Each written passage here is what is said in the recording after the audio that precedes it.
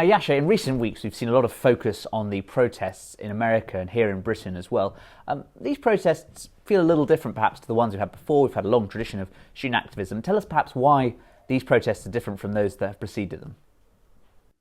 Yeah, so, the ostensible cause of these protests is one that it's hard not to have some sympathy for. I think it's possible to be horrified by Hamas's terror attack on Israeli civilians on October 7th, but also to be deeply disturbed by the high death toll in the Gaza Strip. What I think is remarkable about these protests is that they have allowed themselves to be instrumentalized by much more, extreme faction. And that, very present in the protests is slogans that glorify violence, like globalize the Intifada. It's much harder to have sympathy for. More broadly, I think what's interesting about these protests is that they really show to what extent universities, particularly in the United States, but to some extent in Britain as well, are now paying for mistakes they've been making for a very long time. For a long time, they've started to narrow the space for free speech and free expression in myriad ways, punishing people for all kinds of speech that was thought to be offensive in some kind of way. But then since October 7th, they have not reacted in the same way against speech that many Jewish students rightly understood to be deeply offensive to them. At the same time, universities paradoxically have been very lax at enforcing the kinds of rules that you need for a campus to be able to sustain free speech, rules against disturbing talks with violence, rules against occupying campus buildings to make a point, rules against having permanent encampments and tents on key campus spaces. All of that was allowed to happen in the last 10 or 20 years without real sanction. And now universities, as these protests have gone out of hand, have responded by calling in the police and by disciplining students and by throwing them out.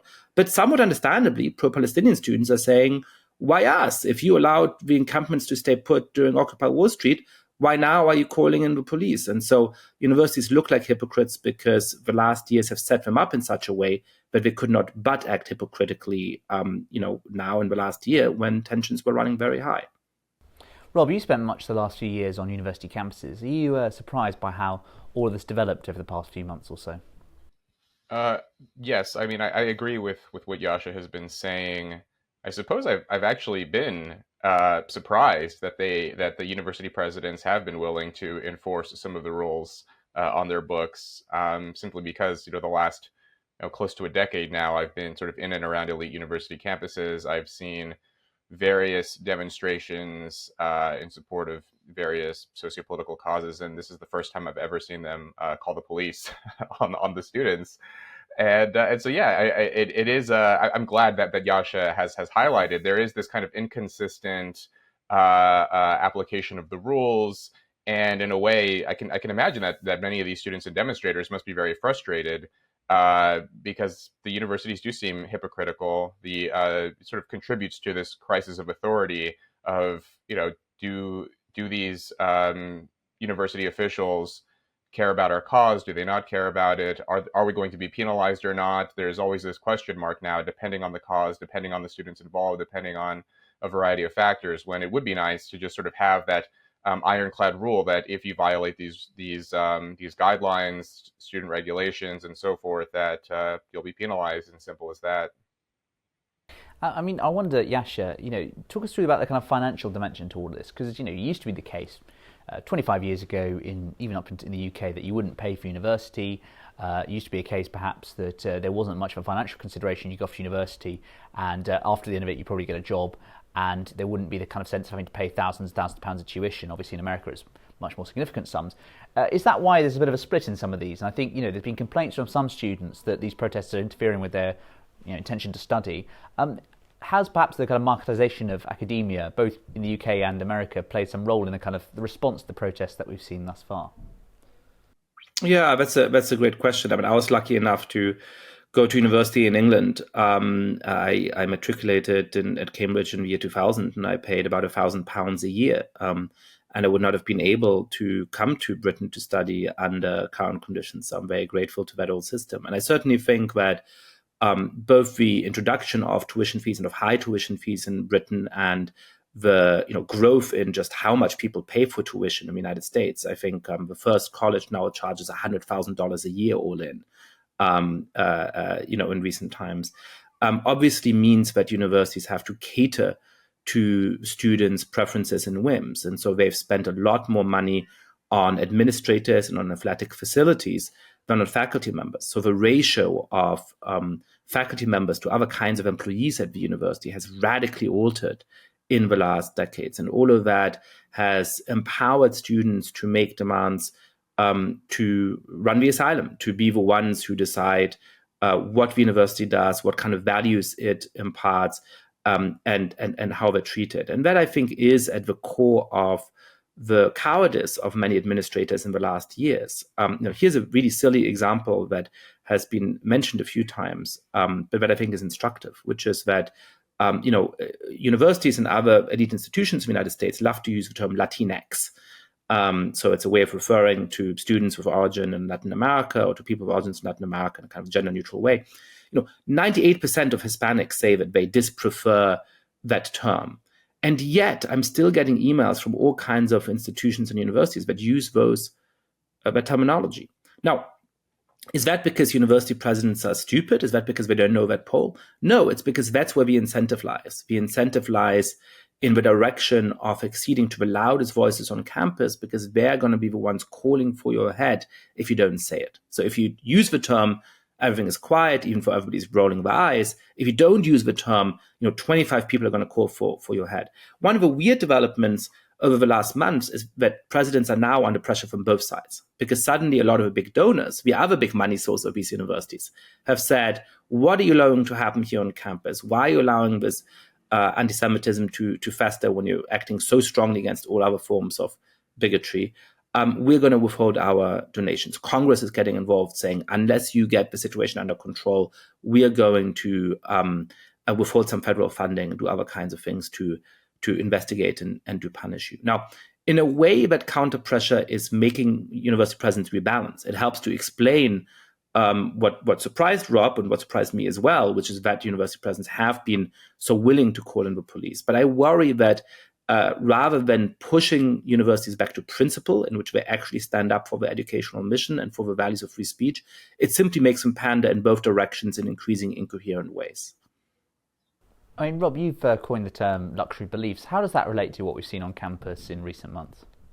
Yeah. I mean, I think it does apply. I just wanted to touch on something that Yascha mentioned about, yes, the tuition has increased over time. These students are being treated more and more as consumers. But one thing that perplexes me is that demand has increased as well, such that acceptance rates have been declining over the last few decades.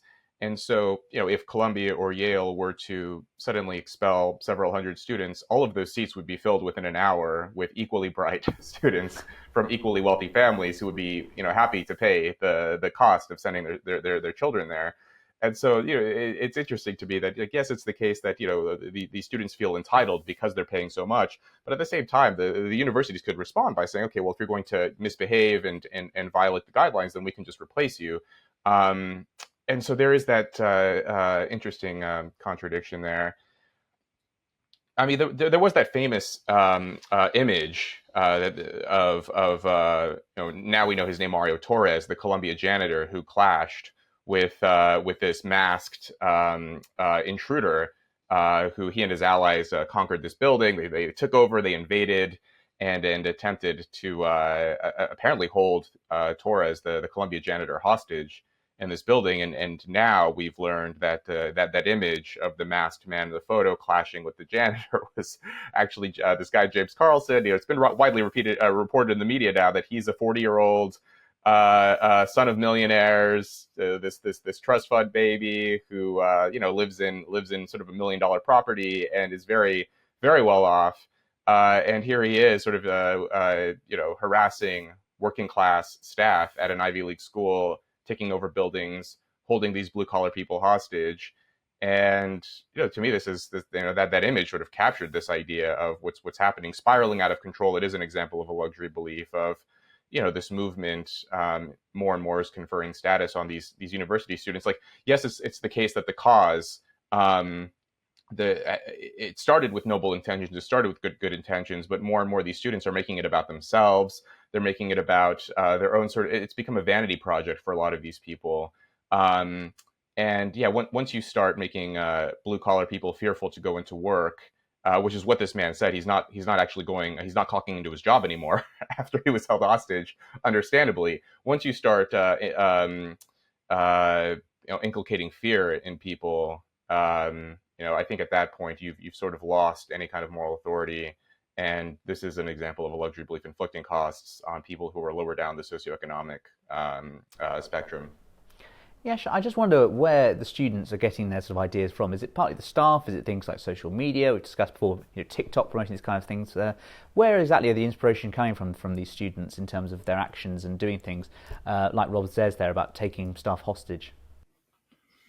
Yeah, so this is the story of my last book, The Identity Trap. It's the victory of a new ideology that has really transformed what it means to be on the left. I've been on the left all of my life, and I consider to see myself as being on the left, but it's a more old-fashioned left that believes in universal values and believes in core principles like free speech. And that has really been supplanted by a post-liberal ideology that sees identity as being at the very center of the world, that thinks that, in the kind of ways in which Marxists used to think that class stands at the center of understanding the entire world. They believe that identity categories like race, gender, and sexual orientation stand at its very core. And between 2010 and 2020, this ideology went from being an interesting marginal academic theory with a foothold in departments of comparative literature in certain American law schools to the dominant ideology of the American establishment. And that's really the remarkable story of what happened there. Now, where are they getting it? Everywhere. They're getting it on social media. They're getting it in university classrooms. Increasingly, they're getting it in high school and middle school and elementary school. In fact, I'm struck in the students I'm teaching that 5 or 10 years ago, I had a good number of fanatics who, were really seeing the mission as being what has become this pejorative term of social justice warriors. They thought they were foot soldiers in the course of a grand ideological revolution, but it was their job to push forward. That's mostly gone, including the confrontational spirit that I felt at times in the classroom 5 or so years ago. I should emphasize that I think most of my students, and nearly all of them, are wonderful people who are very bright and who are open to reflection. That's genuine. But today I find that there's fewer students who see themselves as the ideological vanguard of this movement, and many more for whom these ideas are simply what we've always been taught. It's the natural assumption about the world that these ideas are true, because they've encountered them ever since they were 6 years old. And so when you challenge them a little bit, when you give them some readings, as I do in the classes I teach, that affirm those views, but also some readings that challenge those views, they're relatively open to it. They're mostly surprised. They think, wow, I've never read something that challenges those views. I've never read something that argues that perhaps cultural appropriation is not something we should worry about, but rather a form of mutual cultural exchange that is actually a natural hallmark of a diverse society that works well. That is a surprising view to them. And so I find at this point, these ideas have become so deeply ingrained in the American educational system at the university level, but also before that, that this is simply the sort of natural set of ideas they arrive at university with, and that sort of more deeply inducted into during their years at Columbia University and other institutions like that. Rob, just the final question. I just wonder what the wider sense of the American public makes of all this. What's the reception going to be? And do you think this is sort of playing into Donald Trump's hands as we approach presidential season, the elections in November, this kind of thing? Is it sort of evocative of 1968, of course, when we saw those famous riots, places like Chicago, of course, the outside the DNC, and that really helped Richard Nixon's law and order campaign? Do you think a similar thing could happen, say, another 55 years on? Well, I mean, it's interesting. So I can imagine, what's happening on campus, especially university campuses. I mean, this has been widely covered in elite media, but in sort of more sort of conservative media as well. And yes. I mean, we've already been seeing over the last couple of months that political polling indicates that Trump is ahead of Biden, which is for many people surprising. Trump was seldom ever ahead in the polls in 2020 or in 2016, and now he seems to be sort of comfortably ahead of Biden. And I don't think that what's happening across these college campuses is doing Biden any favors. So yeah, seeing sort of radicalized elite university students on Ivy League campuses, many of whom were born with silver spoons, taking a sort of adversarial stance against police or against janitors or against kind of the prevailing view of the American public. Ultimately, yeah, I don't really see this helping the Democrats. Thank you, Yascha. Thanks, Rob. And thank you for watching Spectator TV.